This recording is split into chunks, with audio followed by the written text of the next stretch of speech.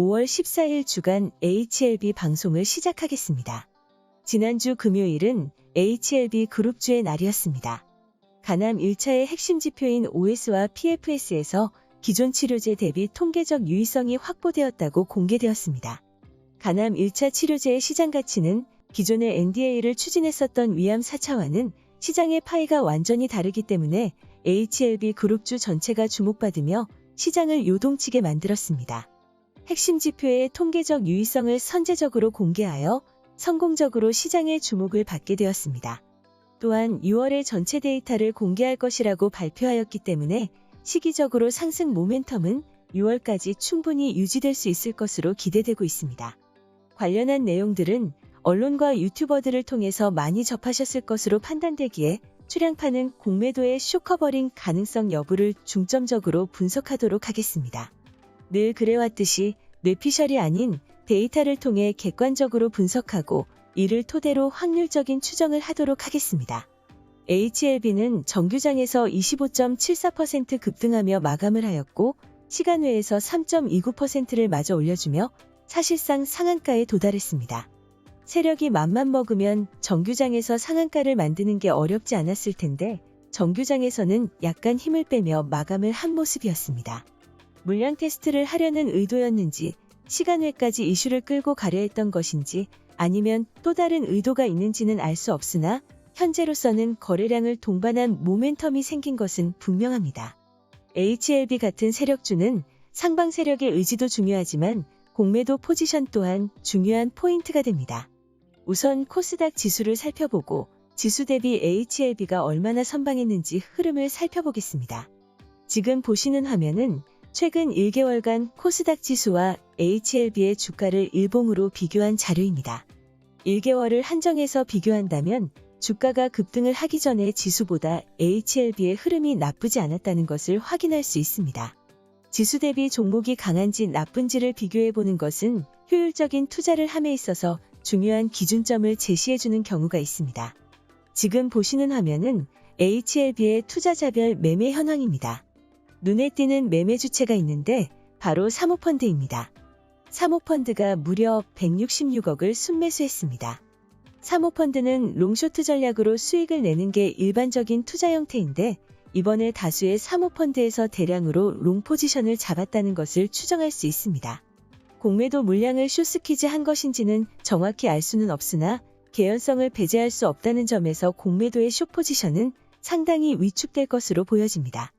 이번에는 지난 2개월간의 사모펀드의 매매 현황을 살펴보며 좀 더 구체적으로 분석해 보겠습니다.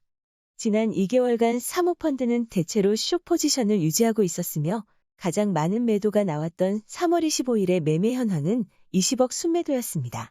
그런데 5월 13일 순매수 금액이 무려 160억이나 되었습니다. 그동안 거래 금액도 작았고 대부분 숏 포지션을 취하고 있었던 것에 비한다면 사모펀드가 뭔가 이상 징후를 느꼈다고 해석하는데 무리가 없을 것입니다. 지금 보시는 화면은 HLB 주가와 공매도 평균가를 비교한 자료입니다. 5월 13일 종가는 42,500원이며 당일 공매도 평균가는 39,873원입니다. 전거래일까지는 적지 않은 금액을 투입해서 공매도가 주가 대비 선방을 하였지만 5월 13일에는 더 많은 거래량 속에 속절없이 무너졌다는 것을 알 수 있습니다. 이번에는 공매도 거래대금을 통해서 공매도의 향후 포지션을 유추해 보겠습니다. 거래량이 터지면서 급등하기 전인 5월 11일까지는 일평균 공매도 거래대금이 20억 내외였습니다.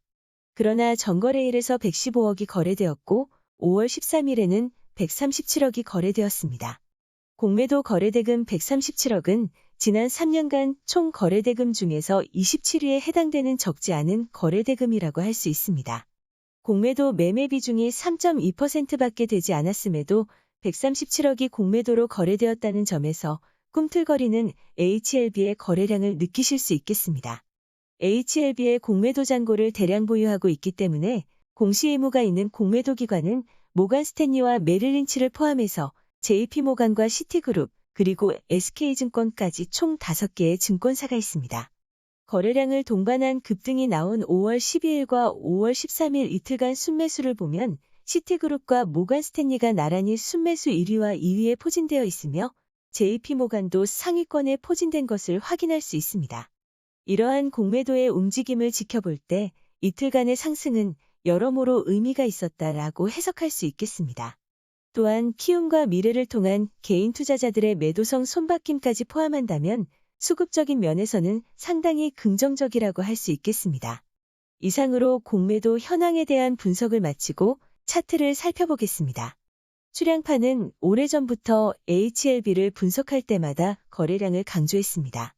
그동안 HLB 방송을 거의 업로드하지 않은 이유도 거래량이 너무 적어서 종목을 분석하는 자체가 의미가 없었기 때문입니다. 이런 HLB가 이 거래일 동안 의미 있는 거래량이 나와주었습니다. 2년간 거의 바닥에서 횡보를 하다시피 했기 때문에 매물대가 저점에 많이 쌓였었는데 가볍게 돌파하는 모습이었습니다. 이제는 매물대 기준으로 마이 구간인 45,000원에서 5만원대를 어떤 모습으로 돌파할지가 관전 포인트가 되었습니다. 마지막으로 HLB그룹주들의 52주간 주가 추이를 살펴보겠습니다. 1년 전인 지난해 5월을 기준으로 차트를 비교해보니 HLB 생명과학과 HLB가 상대적으로 상승하였고 HLB 글로벌은 나노코박스에 대한 기대감이 꺾이면서 가장 약한 모습을 보이고 있습니다. 오늘은 공매도 포지션과 향방에 대해 분석을 하였습니다. 공매도 비중이 높은 종목의 주가가 강하게 상승하려면 공매도의 숏커버링은 필수라고 할 수 있습니다. 출향파 운영진들의 노고가 담긴 그래픽 자료를 통해서 HLB의 공매도에 대해 직관적으로 이해하는 계기가 되었기를 바라겠습니다. 방송을 마치기에 앞서 출향파 텔레그램 채널과 HLB 단톡방에 대해 안내드립니다. 출향파 텔레그램 채널은 글로벌 시황을 바탕으로 HLB를 포함한 국내 증시의 대응 방향에 대해서 지속적으로 고급 정보를 업로드하고 있습니다. 출향파의 시황에 대해 관심 있는 분들은 구독을 하시고 고정 댓글의 링크를 통해 접속하시면 됩니다. 또한 HLB 단톡방은 HLB에 대해서 허심탄회하게 토론을 하는 방입니다. 참고로 HLB 단톡방은 현재 550여 명이 참여하고 있고 개설만 하고 운영에는 거의 관여를 하지 않기 때문에 누구나 자유롭게 토론할 수 있는 방입니다. 이상으로 금일 방송을 마치겠습니다.